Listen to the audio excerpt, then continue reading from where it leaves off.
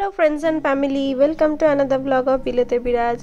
আজ একেবারে ওয়েদারটা দারুণ সুন্দর, আর আজকে ওয়েদারের সাথে সাথে আমার মনটাও বেশ আনন্দে আছে, কারণ ফাইনালি রাজ 10 দিন পর ইন্ডিয়া থেকে আবার ম্যানচেস্টার ফিরছে, আর তার সাথে আসছে রাজের বাবা, মানে আমার শ্বশুরমশাইও। আমরা এখন অপেক্ষা করছিলাম রাজের জন্য, তারপরে কিছুটা এগিয়ে গিয়ে আমিও একটু সাহায্য করলাম একটা ট্রলি নিয়ে আসার জন্য।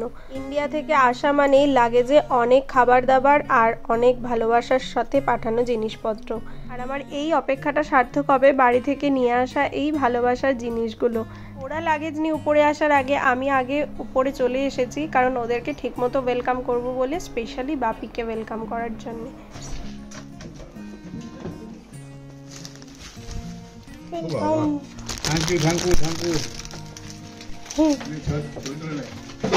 আর বাপি আসছে বলে আমাদের সব রিলেটিভসরাও খুব এক্সাইটেড, আর বাপিকে বলেছে প্রচুর ছবি পাঠাতে, তো ঘরে ঢোকার মুহূর্ত থেকে আমি সব ছবি ক্যাপচার করতে থাকলাম।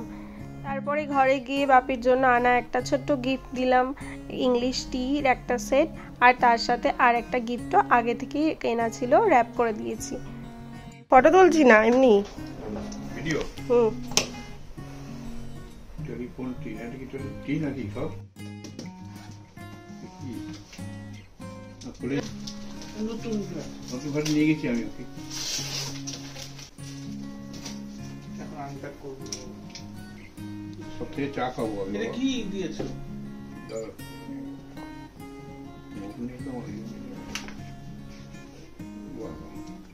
কি এটা?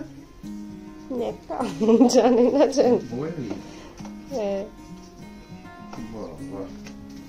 তো বাপির জন্য একটা মোবাইল রাজ যাওয়ার আগেই কিনে রেখে গেছিল, তো আমি ভালো করে র্যাপ করে রেখে দিয়েছি। এটাই আমাদের তরফ থেকে বাপির জন্য একটা ওয়েলকাম গিফট ছিল। ওরা 10টার মধ্যে ঢুকে গেছে, তারপরে এসে একটু ফ্রেশ হয়ে ওদের জন্য চা বানালাম, আর সাথে ব্রেকফাস্টও।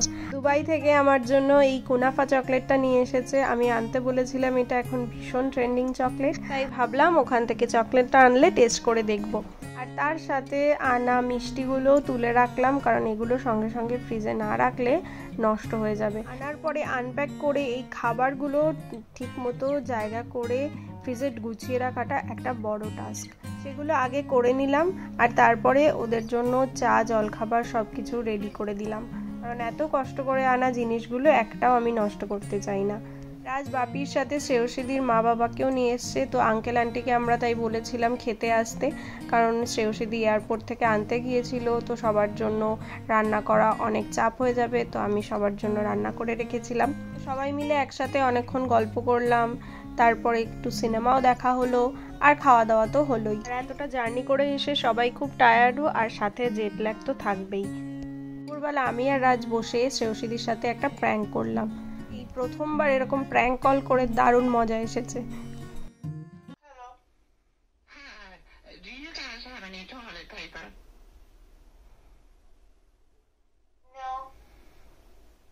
Toilet paper. I need some right now.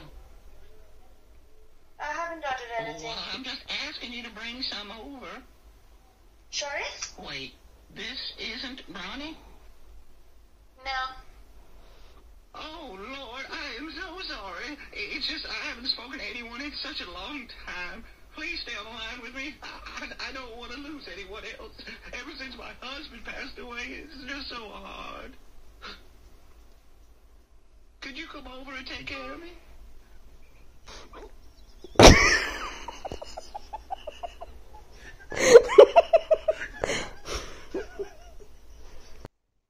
Hello. Yeah, hello, Habibi, how are you? What? Who's this? He always does like a diddly do, diddly done, diddly. Can you do one for me too?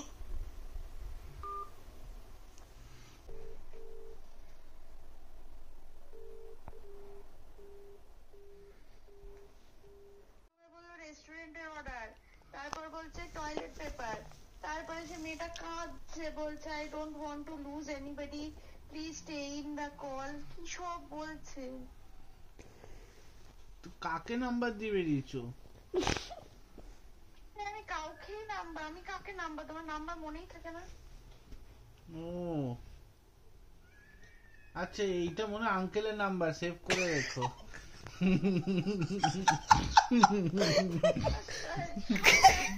এরকম ভাবে কি কথা বলছিল? আরে ইউটিউবে চালিয়ে স্পিকারে দিয়ে দিয়েছিলাম প্র্যাঙ্ক কল বলে। কি বলো তো? বাবা, তুমি ভাবো এখানে কাজ নেই, মোবাইলে ফোন করে আসছে। কিন্তু সব থেকে ভালো ছিল রেস্টুরেন্ট, টেরিবল পার্সন।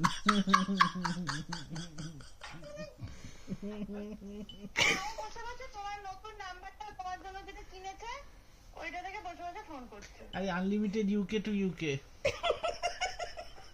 মানে মানুষের তোমার তো কোনো কাজ নাই, তুমি হ্যালো? না গো, আমার প্রচুর কাজ। You are terrible, you are terrible person. জানো আরে মধ্যখানেরটা কি ছিল জানো? Toilet paper. না টয়লেট পেপার, হাবিবি, হাবিবি। হাবিবি কাম টু দুবাই। মানে দুটোরই কোনো কাজ নাই। দারুণ মজা পেয়েছি নতুন নাম্বার থেকে প্ল্যাঙ্ক কল করে, আর দারুণ রেগে গেছে শ্রেয়সীদি। তো খুব মজা এসেছিল আমাদের এসব করে। তারপরে রেস্ট নিয়ে বিকেলবেলায় গেলাম আমরা আশেপাশেই রাজের অফিসটা প্রথমে দেখাতে নিয়ে গেলাম। এই হলো রাজের অফিস, আর রাজের অফিসের সামনের গাছগুলোতে এত আপেল হয়েছে এবার কি বলবো। এই আপেল গাছগুলো দেখে বেশ ভালো করে ভিডিও করে নিলাম, প্রচুর আপেল হয়েছে এই বছর। আর তারপরে হাঁটতে হাঁটতে গেলাম আমাদের কাছেরই একটা পার্কে। আজ প্রথম দিন, তাই বাপির একটু ঠান্ডা ঠান্ডাই লাগছিল, আমাদের যদিও গরম লাগছিল, তাও বাপি প্রথম দিন বলে একটু সতর্কতা বেশি ছিল। আর বাপিকে বললাম যে আপেল গাছে হাত দিয়ে একটা ফটো তুলতে। নর্মালি আমরা কাশ্মীর বা সিমলা এরকম ঘুরতে গেলে আপেল দেখে খুব এক্সাইটেড থাকি, তবে এখানে এত সুন্দর সুন্দর করে গাছের মধ্যে আপেল হয়ে ঝুলে আছে, দেখে খুব ভালো লাগলো। এর সাথে আজকের ব্লগটা এখানেই শেষ করছি, দেখা হবে নেক্সট ব্লগে। সবাই সুস্থ থাকবেন, ভালো থাকবেন, সাবধানে থাকবেন আর অনেক আনন্দে থাকবেন। আজ বিদায় নিচ্ছি আমি বিদিশা ম্যানচেস্টার থেকে। Stay tune and thanks for watching. Bye bye.